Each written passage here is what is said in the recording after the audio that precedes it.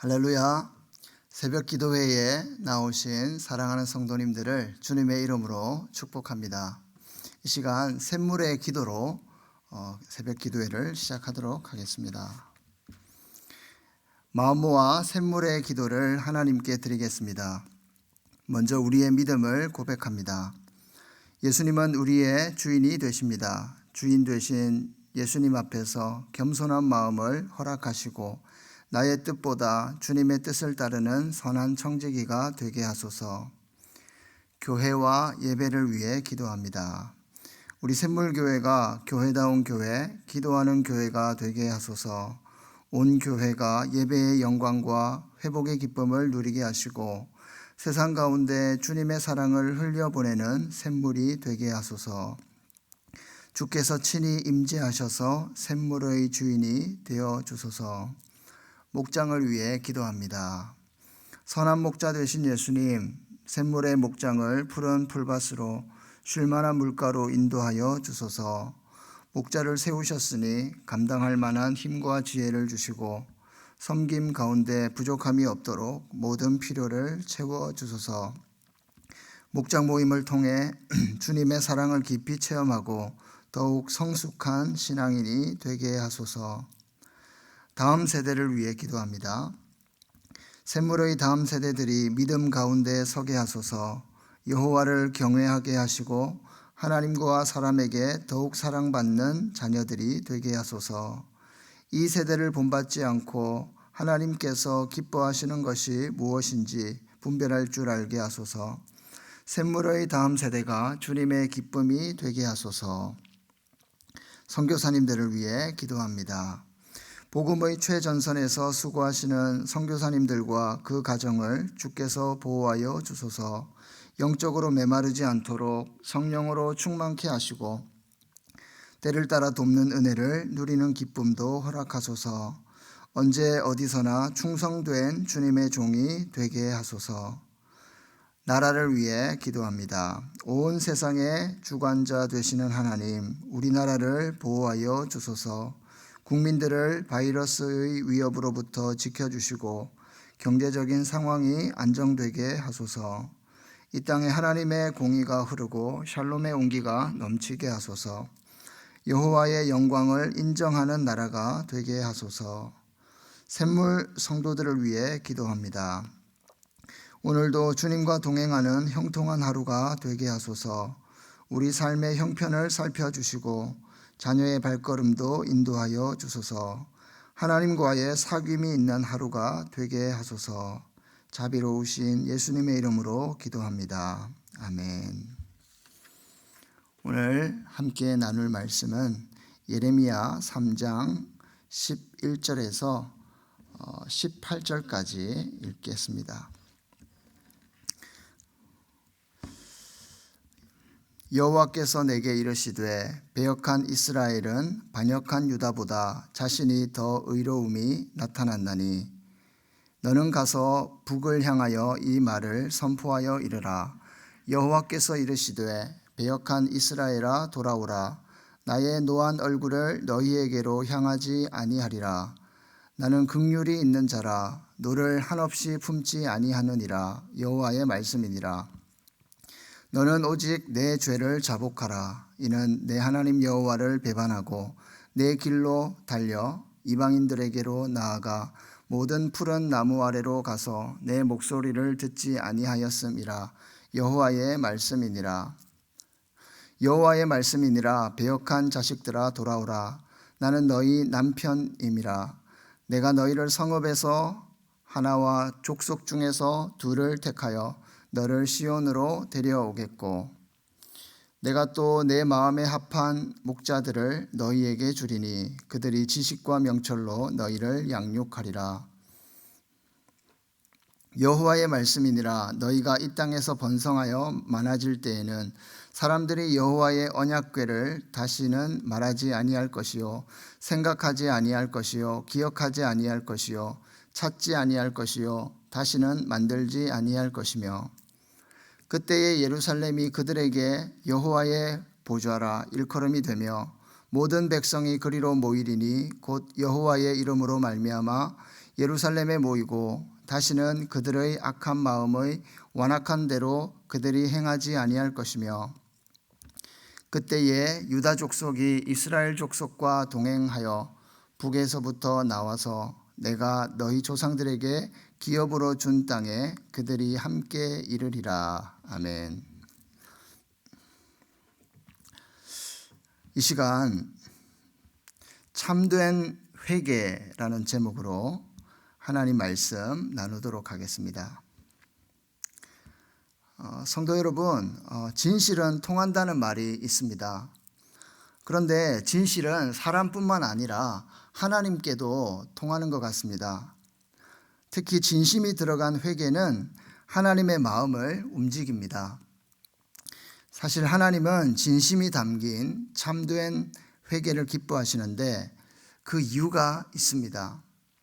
오늘 본문을 살펴보면서 참된 회개를 해야 하는 이유에 대해서 함께 묵상해 보고자 합니다.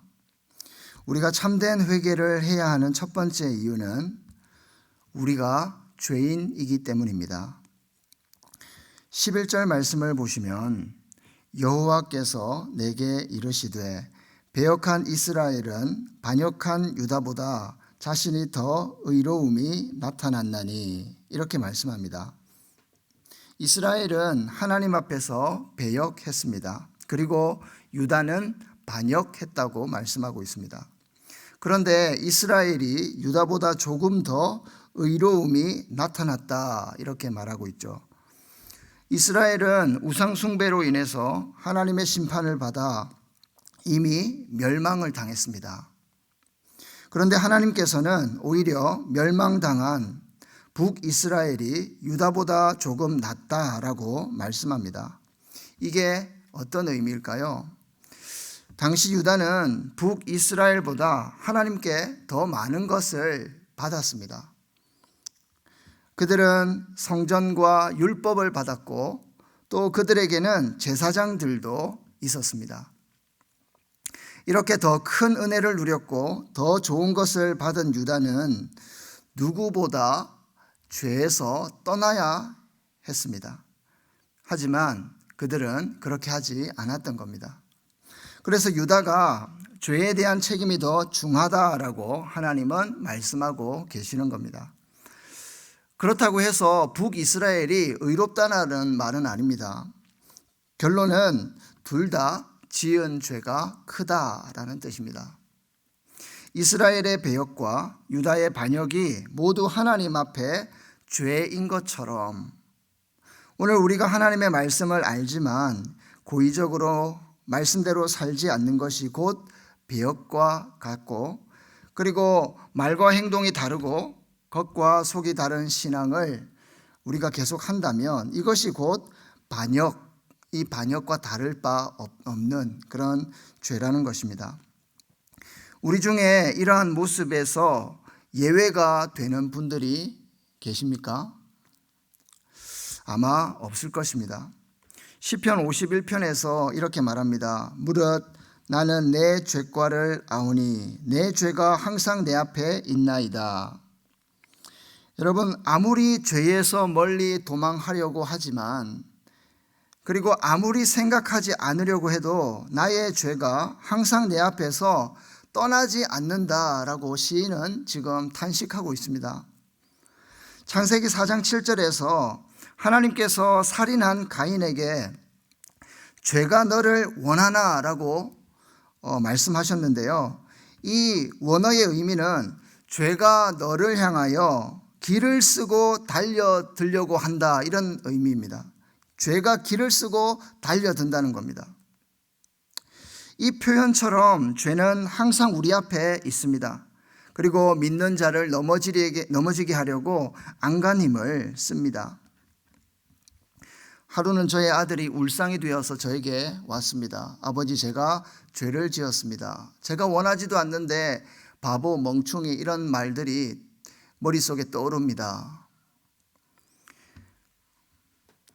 이야기를 듣고 저는 생각했습니다. 내 아이는 순전한 아이다 이렇게 생각을 했는데 결국 올 것이 왔구나 이런 생각이 들었습니다. 아담으로부터 시작된 죄의 유전자는 결국 내 아들에게도 흘러 들어가서 이 아이를 지배하려 하는구나, 그런 생각이 들었습니다.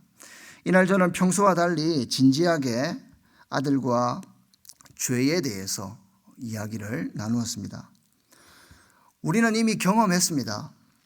내 힘으로, 나의 노력으로 아무리 죄를 눌리려고 해도 안 된다는 것을 우리는 이미 경험을 했습니다.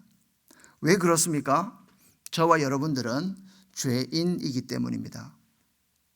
그렇습니다. 우리는 죄인입니다. 그래서 성경은 우리가 참된 회개가 필요하다라고 말씀하십니다. 형식적인 회개가 아니라 진정성이 있고 마음에서 우러나오는 참된 회개가 필요하다고 말씀하십니다. 사도행전 3장 19절에도 이렇게 말씀합니다. 그러므로 너희가 회개하고 돌이켜 너희 죄 없이 함을 받으라. 이같이 하면 새롭게 되는 날이 주 앞으로부터 이를 것이요. 성도 여러분, 참된 회개야말로 성화의 과정이고 죄 문제를 해결할 수 있는 실마리가 된다는 것을 믿으시길 바랍니다. 우리가 그리스도의 보혈을 의지하여 참된 회개를 할 때 우리는 비로소 새롭게 되고 거룩한 사람으로 점점 변화될 것입니다. 우리가 하나님 앞에서 참된 회개를 해야 하는 또 다른 이유가 있습니다. 그것이 바로 하나님이 긍휼하시기 때문입니다. 하나님께서 긍휼하시기 때문입니다. 12절 말씀을 보시면 너는 가서 북을 향하여 이 말을 선포하여 이르라. 여호와께서 이르시되 배역한 이스라엘아 돌아오라. 나의 노한 얼굴을 너희에게로 향하지 아니하리라. 나는 긍휼이 있는 자라. 너를 한없이 품지 아니하느니라. 여호와의 말씀이니라. 나의 노한 얼굴을 너희에게로 향하지 아니하리라. 이 말은 이스라엘이 우상 숭배의 죄를 회개하고 자백한다면 안색을 바꾸어 진노하는 일이 없을 것이다 라는 약속입니다. 그런데 이 용서하시겠다는 약속의 근거가 무엇입니까? 이어서 12절 후반부를 보시면 나는 긍휼이 있는 자라. 너를 한없이 품지 아니하느니라 이렇게 말씀합니다. 이같이 용서를 베푸시는 근거는 다름 아닌 하나님의 긍휼하심입니다.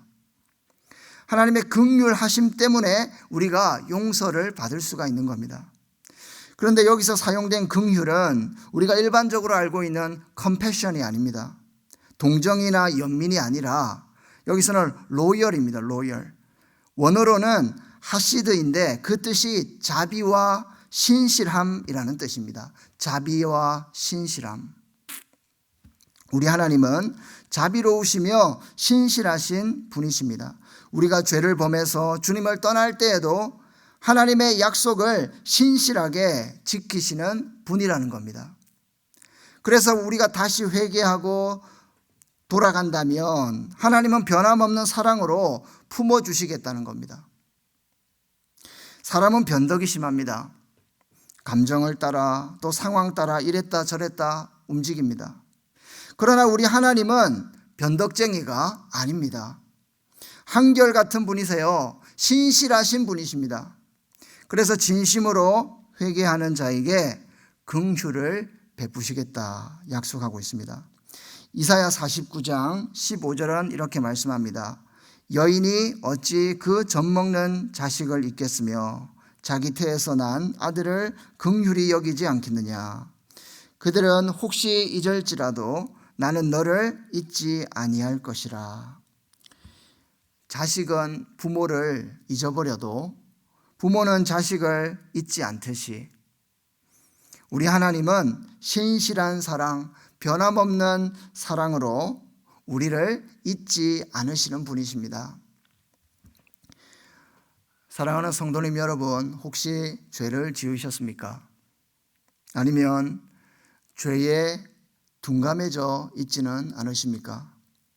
그렇다면 지금 자비로우신 하나님께 나와서 진심으로 회개하면 좋겠습니다. 건성으로 하지 마시고 참된 마음으로 우리 같이 회개합시다. 참된 마음으로 회개하는 자에게 주님께서 긍휼을 베푸실 것입니다.